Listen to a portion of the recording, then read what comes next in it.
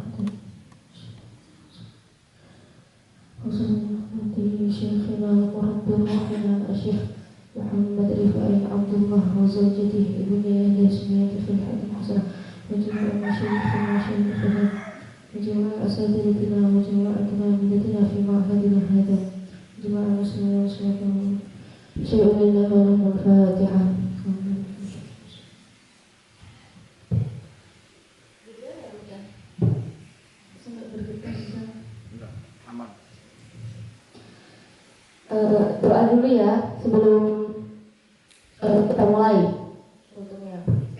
Ikutin saya ya doanya. Bismillahirrahmanirrahim. Bismillahirrahmanirrahim. Subhanakallahumma. Subhanakallahumma. Rabbana la ilma lana. Rabbana la ilma lana. Illa ma 'allamtana. Illa ma 'allamtana. Innaka antal alimul hakim. Innaka antal alimul hakim. Wa tub 'alaina.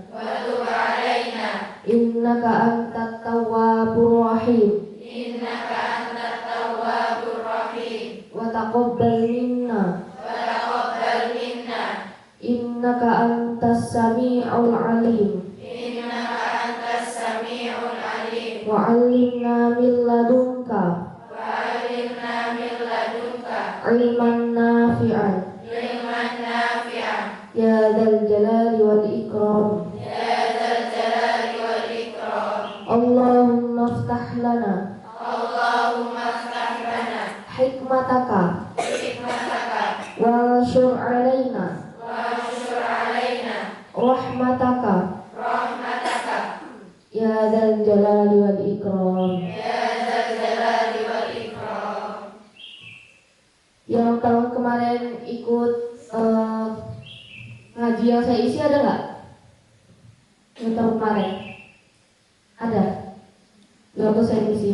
Siapa coba angkat tangan yang tahun kemarin ikut? Ada nggak? Semuanya ikut nggak sih? Tahun kemarin ikut ya? Ya angkat tangan. Yang tahun kemarin ikut waktu saya isi angkat tangan. Nggak saya tanyain, cuman saya pengen tahu aja. Anak tinggi. Oh banyak ya. Oke. Pembahasan kali ini itu nggak jauh-jauh dari pembahasan saya setiap saya pulang, itu nggak jauh, pasti tentang adab. Oke, pembahasannya itu sama terus. Kita mulai dari adab itu ada berapa? Yang tahun kemarin yang ingat adab itu ada berapa? Ayo, coba yang ingat.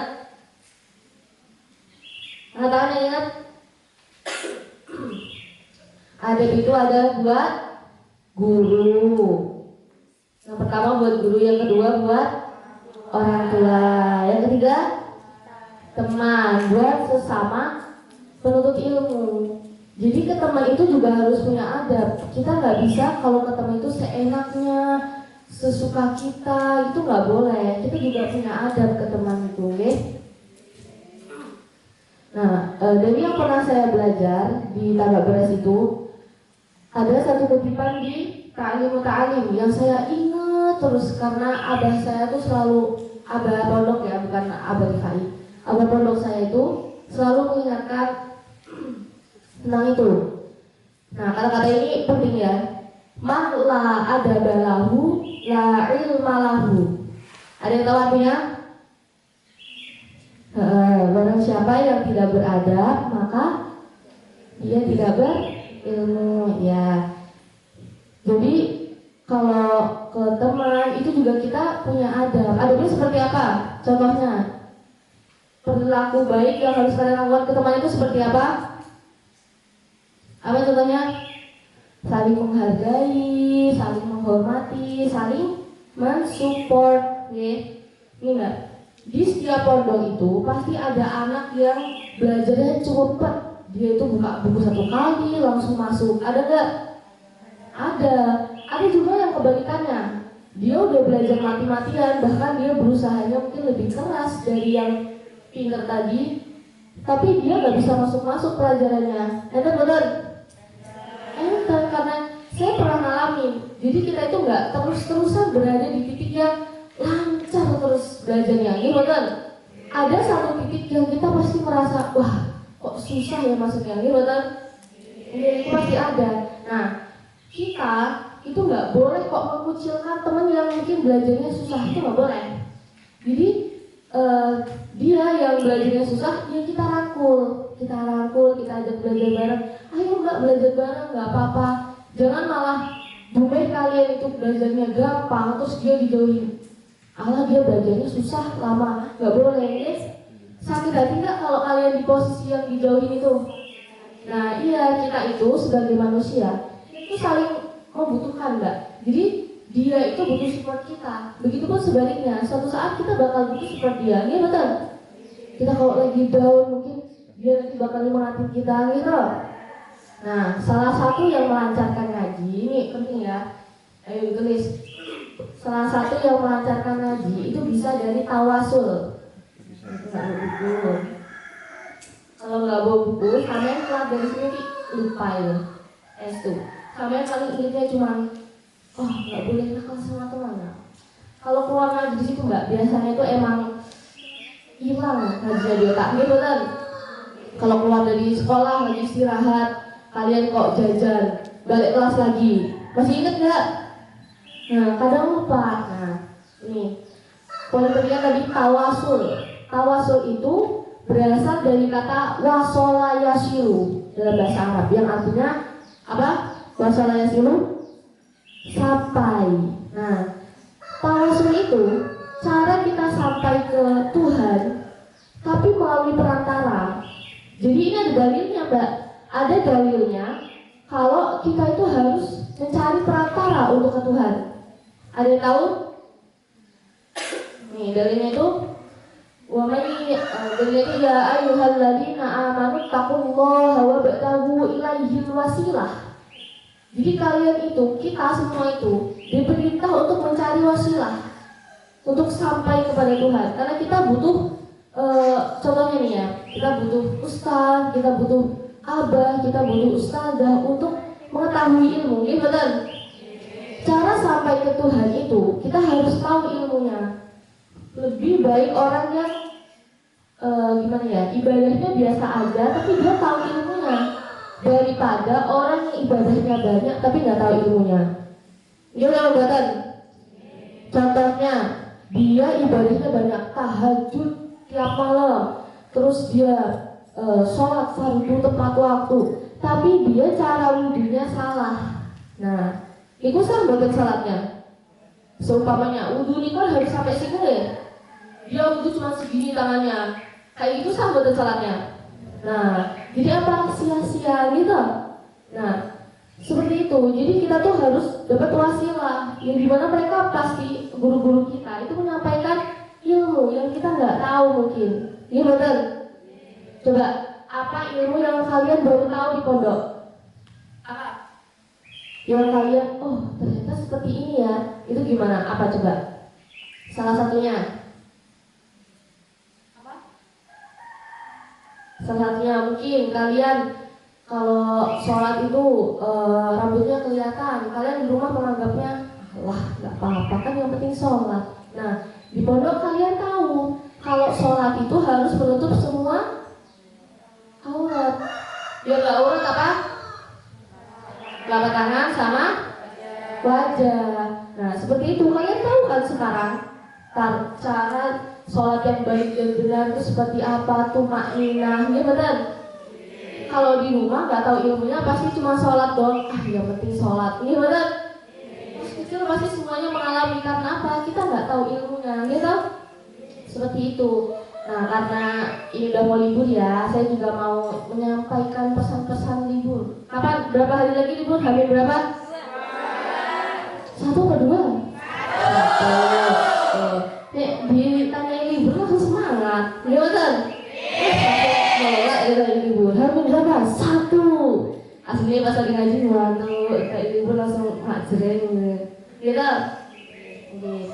Karena mau libur kan, jadi ya saya mau menyampaikan pesan-pesan aja buat kalian ke orang tua bagaimana. Nih Mbak, doanya orang tua itu menembus langit, apalagi ibu itu. Ibu kalau mengucap aja itu udah langsung dikabulkan sama Gusti Allah. Ini ada kisah, beliau itu imam besarnya Masjidil Haram, imam besar di Mekah itu. Nah, beliau itu nakal, kecilnya tuh nakal, kayak anak kecil pada umumnya. Waktu kecil tuh ada tamu yang mau datang ke rumahnya beliau. Nah, ibunya beliau itu masak besar, masak banyak gitu kan buat tamunya. Itu beberapa menit lagi tamunya datang, tapi beliau malah ngambil pasirnya ditaruh di atas makanan. Sebagai orang tua jengkel banget, jengkel. Nah, hati-hatinya tuh di sini Mbak. Misalnya ibu itu kalau mau itu langsung dikabulkan sama Gusti Allah. Gak marah aja, beliau biasa aja tuh ngomong itu langsung dikabulkan sama Allah. Nah ini sampai tebak apa yang diucapkan sama beliau waktu marah? Apa? Kamu nakal, betul. Beliau gak ucap seperti itu. Beliau ucap apa? Ya Allah nak, sampai ini, kalau bahasa kita seperti itu ya, sampai ini kok nakal, sana ke Mekah aja sana jadi imam besar. Dan sekarang apa Mbak? Masya Allah, sekarang beliau jadi imam besar beneran. Itu hati-hatinya lisan ibu tuh di situ. Kita jangan sampai keonggolan ibu atau ayah kita marah. Karena ucapan beliau mungkin tanpa kita sadari itu sangat berpengaruh ke hidup kita loh. Contohnya nih ya, beliau itu ngomong dia tuh gini, ya Allah, buat anakku itu dimudahkan mondoknya. Itu nanti sampai tuh bakal mondok itu dimudahkan tanpa sampean sadari. Itu tuh ucapan random dari ibunya sampean loh. Itu tuh ucapan yang cuma kayak ya Allah gitu doang, mengandai-andai doang. Terus ya Allah buat anakku jadi sukses. Nah seperti itu omongan ibu yang random tapi sangat-sangat berpengaruh. Jadi karena kita akan calon ibu ya, seperti itu ya. Kalau marah itu keluarkan kata-kata yang baik ya. Jangan malah dikatain sampai ini gimana tuh kok malah gitu nih. Jangan. Kita ucapkan, kita boleh marah, kita wajar marah ya, cuman ucapkan kata yang bagus.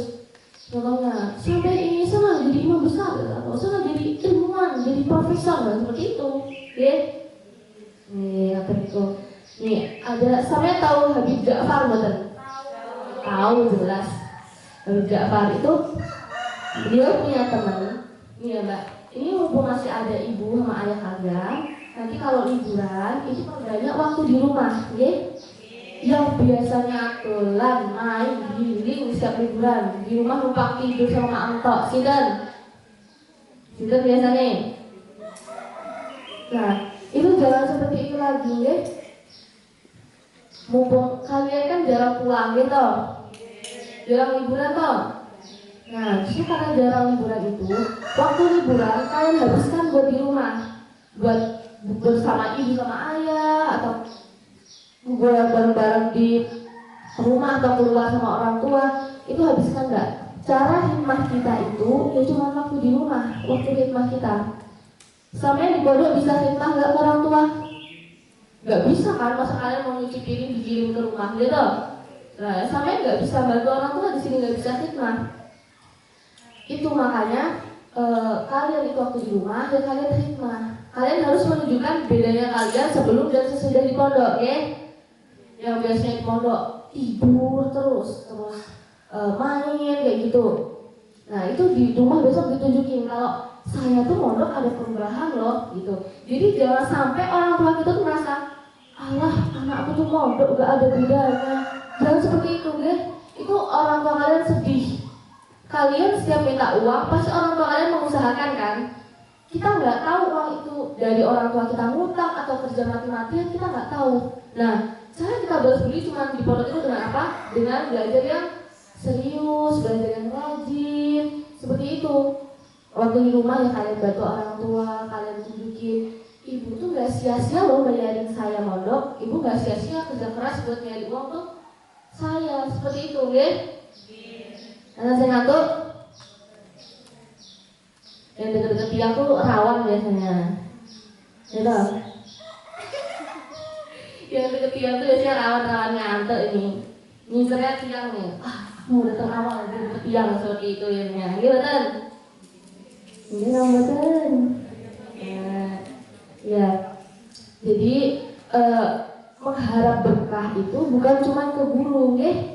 Mengharap berkah itu juga ke orang tua. Nih, biasakan kalau kalian, karena berkah itu gini Mbak, ziyadatul khair. Berkah itu apa? Ziyadatul. Nah, ziyadatul khair kita doa. Ya meskipun tanpa kita minta pun orang tua pasti doain kita. Ini betul. Saya setiap mau ujian, mau pergi kemana, ujian cuman ujian apa ya, coba-coba lah bahasa gitu. Saya minta doa Mbak ke Umi. Saya pasti telepon Umi nyuwun tambah panjenenganipun, saya minta doa, seperti itu kalau bahasa Indonesianya. Umi selalu bilang seperti ini. Iya, Umi itu pasti doain sampean. Umi itu doain Mbak, Umi doain adik-adik. Umi itu nggak pernah lupa doain saya gitu loh, doain anak-anaknya. Nah, itu meskipun seperti itu, nggak apa-apa, telepon, minta doa aja. Kalau mau melakukan sesuatu, minta ridho dulu, guys. Contohnya nih, kalian mau pergi main, mau pergi liburan ke Bromo atau kemana gitu kan, itu sampai bilang dulu, saya izin deh ke sini, diizinkan, baru kalian, oh alhamdulillah diizinkan. Nanti kalian bilang lagi, ibu ridho toh, atau mama ridho kan, gitu kan. Kalian tanya aja, nggak apa-apa. Saya tuh karena kita nggak tahu Mbak, di perjalanan kita akan menemui hal seperti apa, ya benar? Ini sepele ya, cuman karena orang tuanya nggak ridho, ada seseorang yang dia nekat untuk keluar, akhirnya apa? Kecelakaan.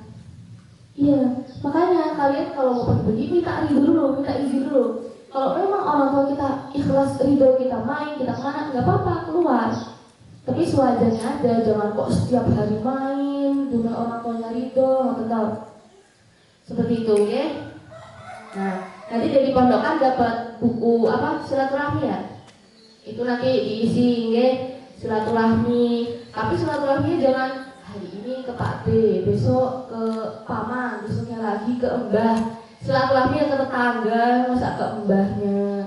Silaturahmi itu yang dihitung itu ke tetangga, ke rumahnya si A, ke rumahnya bapak siapa, seperti itu, oke? 5, berapa? Disuruh ngisi berapa?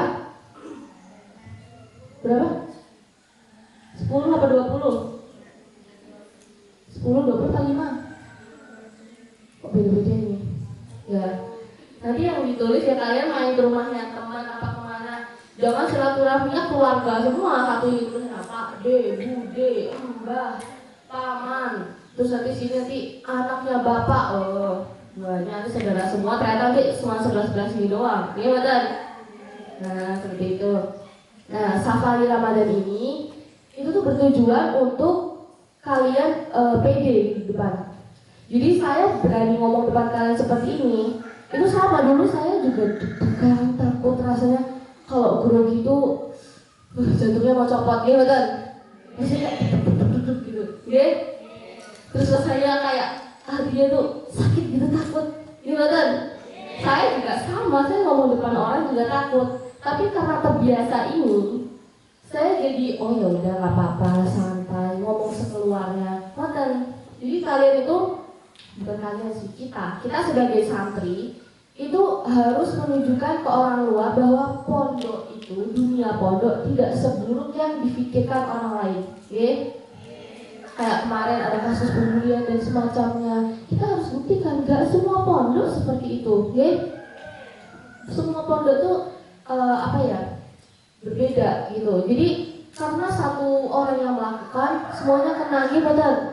Nah, dengan itu makanya kalian harus menjaga nama baik pondok. Nama baik pondok ini bukan punya Umi Abah, Mbak. Pondok ini punya kita, punya sampean juga. Jadi ini pondok itu dibangun bukan buat Umi Abah doang, buat kita semua. Ini pondok milik kita semua. Berarti yang menjaga harus kita.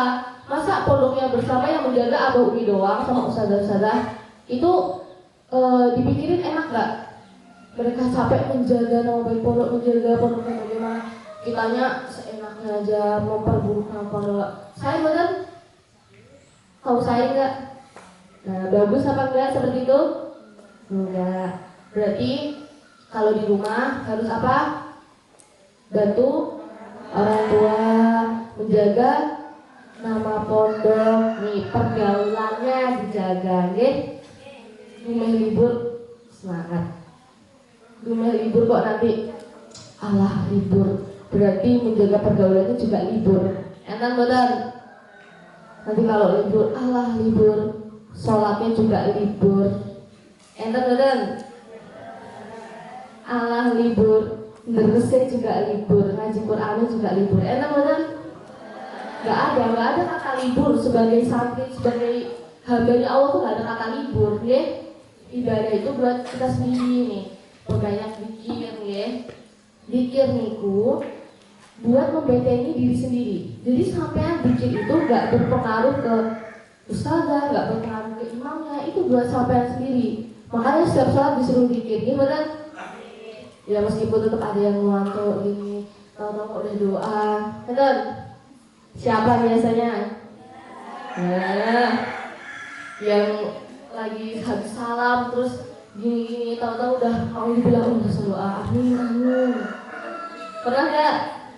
Pasti pernah kayak gitu. Saya juga pernah, saya kan mondok juga sama, nggak apa-apa. Ya namanya udah ngantuk ya nggak kuat tidur lagi kan, ya kayak gitu. Terus apa lagi yang saya bahas ya? Ini ya kita harus berusaha buat jadi orang yang bisa membantu warga, membantu masyarakat. Biasanya masyarakat kalau acara butuh apa sih? Butuh MC. Udah bisa MC semua belum? Belajar yang belum. Belajar nanti kan kalau mondok nanti ya Allah baru setahun mondok udah pinter MC, mimpin tahlil. Apalagi kumpul berjanji, apalagi acaranya koni, apa nggak jadi idaman nanti? Kita, amin. Ya jadi ya, yang namanya libur itu, yang libur sekedar kegiatan pondok, ya. Tapi ya diusahakan kalau di rumah ya tetap ngaji, tetap seperti di pondok gitu ya. Apalagi di bulan Ramadan kan ini akhir kan. Nah itu jangan, kalau bisa ya sholat tahajud tiap malam. Malaikat itu Mbak didatangkan itu di waktu-waktu mau imsak. Ini daunnya abah Yulia, abahnya kita ya. Itu malaikat itu justru turunnya mepet-mepet imsak, sebelum imsak. Makanya kita dianjurkan untuk banyak berdoa sebelum imsak. Itu banyak berdoa. Nanti waktu imsak datang itu malaikat udah bawa naik dunia, jadi dikasih Gusti Allah. Ini Gusti Allah permintaannya hamba-hamba yang ada di Al-Inayah di bumi seperti itu. Itu kalau bisa ya tahajud dulu sebelum sahur ya. Sahurnya bangunnya agak awal ya. Tahajud dulu, tobat seperti itu. Sholat itu untuk membersihkan diri kita. Kita sholat berapa kali sehari? 5. Nah, setiap hari ini bayangkan, kamu bayangkan rumah ini setiap hari dibersihkan 5 kali. Bersih nggak? Mesti bersih. Bayangkan ya satu rumah kok kalian pel tiap hari, kalian sapu tiap hari selama 5 kali sehari. Kira-kira apa nggak kuincrong itu lantainya? Gitu? Kincrong banget, bersih, nggak ada debu sedikit pun. Itu sama seperti kita. Kita itu kan pasti nggak lupa kan, nggak luput dari dosa lah ya. Kita setiap hari bisa buat mungkin ratusan dosa yang kita nggak sadar. Gimana? Kadang ada sesuatu yang mungkin ucapan kita nyakitin orang itu kan jadinya dosa. Nah ini pesan dari bini saya yang di Jawa Tengah itu, kalau minta ridhonya manusia itu lebih sulit daripada minta ridhonya Allah. Maksudnya minta ikhlasnya. Jadi contohnya kalian pernah ngomong menyakitkan ke si A, itu lebih sulit daripada minta maaf itu lebih sulit daripada minta maaf ke Gusti Allah. Sampai kok meninggal terus nanti belum dapat maafnya si A, ini susah nanti ya di alamnya situ kalian dipersulit. Karena apa? Karena belum dapat ridhonya manusia ini. Jadi kalau bisa tuh sebelum tidur itu maaf-maafan dulu nggak apa-apa. Saya biasanya seperti itu mbak, sebelum tidur waktu di mana ya, di Jawa Tengah apalagi itu di Magelang tuh, saya sebelum tidur tuh biasanya sama teman gini, mbak halal-halalan ya, kosong-kosong ya, gitu. Biasanya halal-halal tuh maksudnya kayak aku ridho atas sampean, sampean juga ridho atas aku. Jadi seumpamanya hari ini kok aku melakukan hari sampean, dia maafkan. Jadi dia sudah kosong, sudah nggak ada dendam sama sekali sama kita. Seperti itu. Nah, lebih sulit minta maaf ke manusia. Seperti itu. Kalau minta maaf ke Gusti Allah mah kita minta ampun, pasti diampuni. Tapi kalau manusia kadang ada yang nggak ridho, gitu.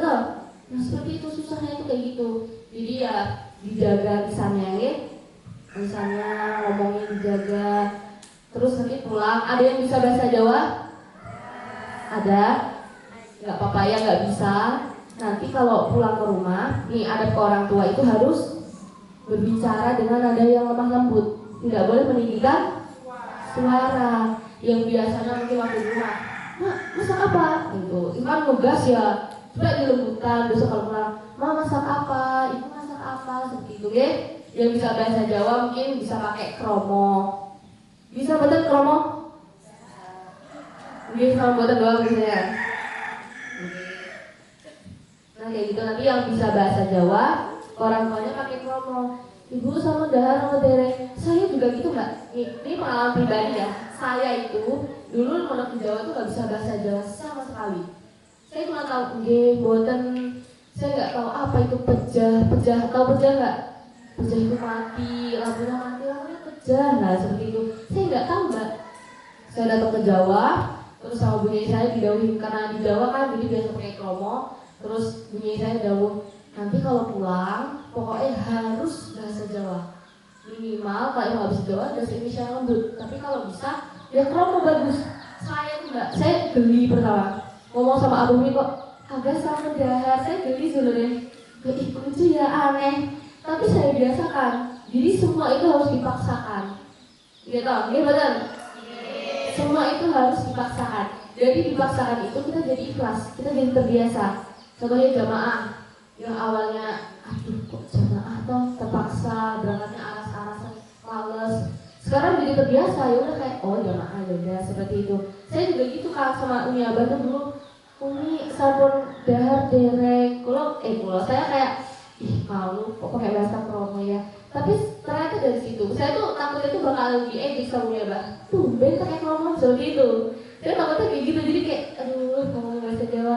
Tapi akhirnya saya mulai biasain kayak ngobrol sama Umi Abah pakai bahasa Jawa. Abah jenteng pundi, Umi jenteng pundi, lah niki Umi saya jenteng pundi, seperti itu. Akhirnya terbiasa. Jadi sekarang saya sama Umi tuh pakai bahasa Jawa terus, pakai kromo.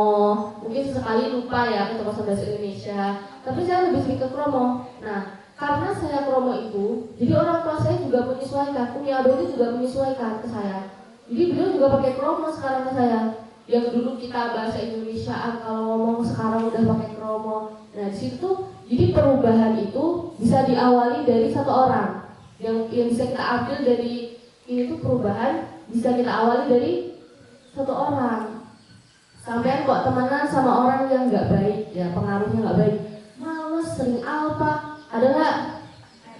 Sering ngumpet waktu yang ngaji, ngumpet di kamar mandi, belakangnya dikunci. Terus ngelempet lemari atau ngelempet kasur, ada?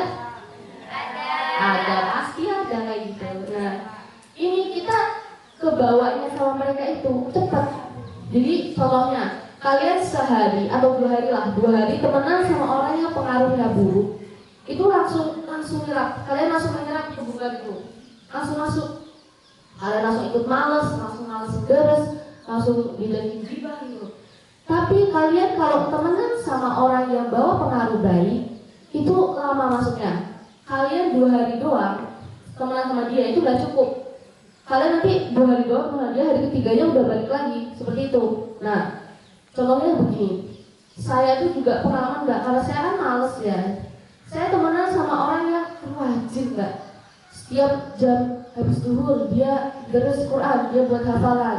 Paginya dia setoran, siangnya agak sebelum zuhur tidur, sorenya seperti ini. Nah, saya tuh 3 hari temenan sama dia nggak kerasa, kayak masih biasa aja gitu loh, masih kayak oh ya udah dia deres, oh ya udah gitu. Tapi udah mulai seminggu nih Mbak, saya mulai malu, isin, kok dia deres terus sih, aku enggak. Seperti itu, gimana? Kalian kalau temenan sama orang yang baru baik, jadi kayak lama-lama tuh iri, malu, ya? Kok dia bisa maju terus ya? Kok dia bisa gini ya? Aduh, aku malu deh. Saya ikut Mbak, akhirnya saya ke bawah. Nah itu, terbawa arus itu juga harus milih-milih. Kayak gitu. Jadi boleh berteman sama semuanya. Saya nggak menyuruh kalian buat kayak, oh dia nggak baik jauhin, buatan. Tetap berteman tuh ya umum ke siapa aja. Cuma kalau untuk teman dekat yang benar-benar bisa jadi bestie kalian, cari yang baik, cari yang bawa pengaruh baik ke kalian. Kalian coba rasain dulu 3 hari, 4 hari, apa yang kalian rasain mungkin itu dia. Kalau kalian tambah malas, udah tidak baik gitu. Ya udah, tetap nggak usah kalian jauhin langsung jauh, nggak usah. Tetap kalian temani, tapi mungkin kalian kalau diajakin tidur, diajakin ngobrol, nanti ya aku mau ngaji sebentar dulu ya, kayak gitu. Nanti kalian ngaji dulu atau gimana, seperti itu ya. Paham kan? Ya. Kalau ketemu masyarakat, ya Mbak, kita sebagai santri itu selalu menerapkan apa? 5 apa aja?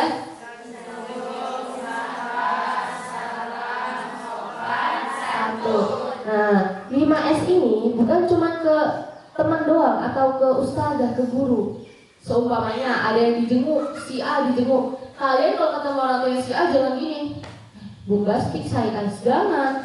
Kalian sapa ibu, bapak gitu, atau nih ya kalau ada ibunya si A seumurnya datang ke pondok, salimin, nggak apa-apa, salimin. Jadi itu menunjukkan kalau pondok itu orangnya ramah-ramah loh. Pondok itu bakal bawa pengaruh baik loh anak-anaknya. Seperti itu. Jadi ibunya tuh nggak khawatir anaknya di pondok. Wah, anakku nanti dibully nggak ya di pondok, seperti ini nggak ya, seperti ini nggak ya. Nah, jadi kalau kalian memperlihatkan sisi baiknya pondok, nanti ibu itu bakal tenang. Oh alah, teman-temannya anak ini pada ramah. Kalau nggak ya pondok tempat anakku pondok ini pada ramah kok, insya Allah baik. Seperti itu, oke? Berarti kalau ketemu harus sapa. Ada ibu-ibu datang atau ke dapur mau ambil makan, Budi atau siapa manggilnya biasanya? Mbak, seperti itu, sapa. Ambil makan atau ada ibu-ibunya kalian, mungkin ibunya si A datang, sapa ibu, salim, terus ibu dari mana, ada ngobrol, apa pas sokap aja. Kadang-kadang kita perlu sokap, kita perlu ramah ke siapa aja, tapi ramahnya ada batasnya, ya. Ramahnya ada batasnya. Jadi kalau perlu di rumah gitu kan ada tetangga ya kalian sapa, bapak, ibu, tapi ramahnya jangan kalian kalau lewat kalian, ayo mas mampir, ya. Jangan ya. Payah kalau diminta beda konsep lagi nih, bukan ramah ini. Ya jadi yang friendly, yang versi angel ini, paham ya? Jangan nanti kalian ketemu di sana terus lagi jajan ada apa kalau tidak, mas ya. Jangan ya. Jadi kalau itu nanti malah lagi ya. Jadi ramahnya itu ke orang yang lebih tua seperti itu ya. Paham betul? Ya diterapkan. Tapi kalau di pondok gede jangan diterapkan ya. Ke pondok gede ya. Sampai jam berapa nih? 7. Mana sekarang 7 nggak sih? Sampai jam berapa Mbak? 6:30.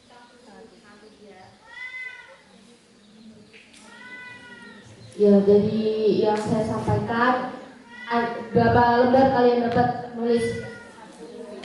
1. Kemarin tuh di pondok 1 ada yang 6 lembar, tapi nulisnya jarak-jarak, social distancing. Ya, dia nulisnya di sini, nanti pindah sini. Saya kaget, berapa lembar kalian dapat? 6 lembar, katanya semangat ya. Ternyata ini, tapi ternyata jarak-jarak kayak gitu.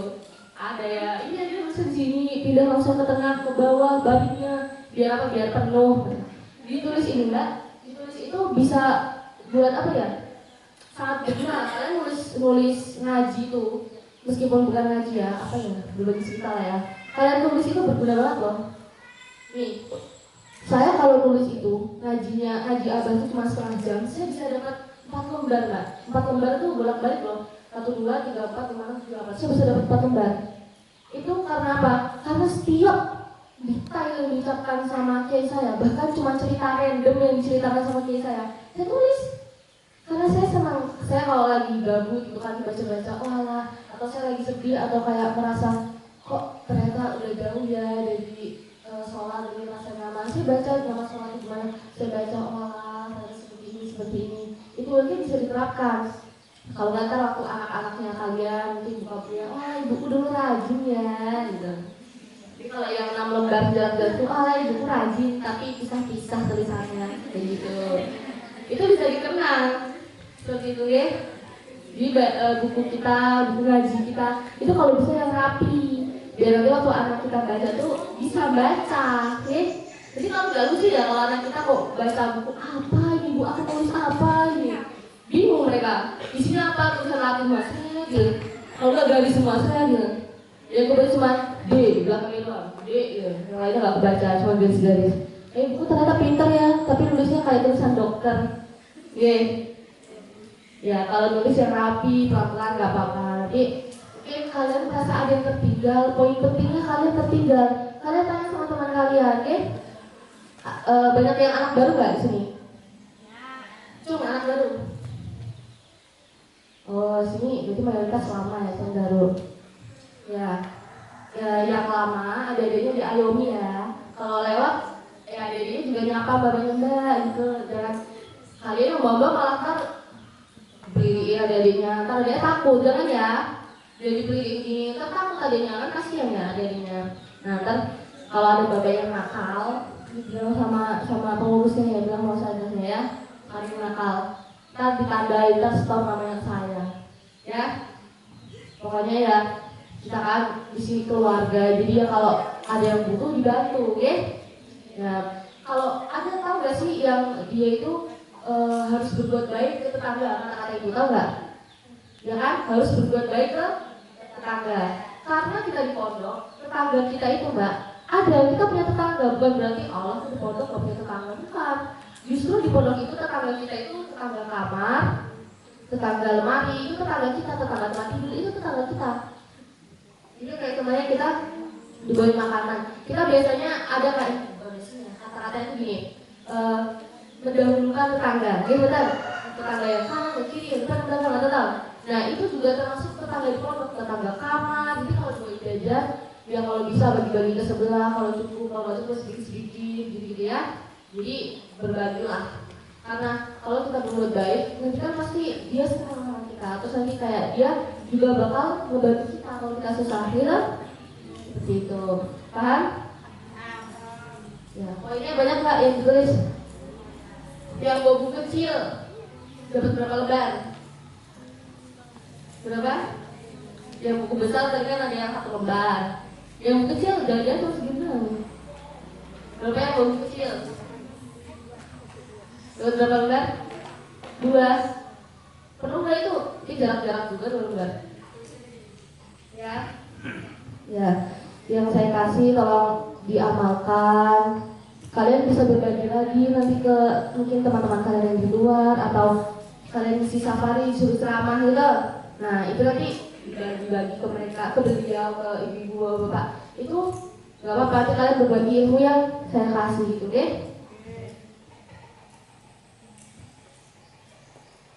Sampun ya?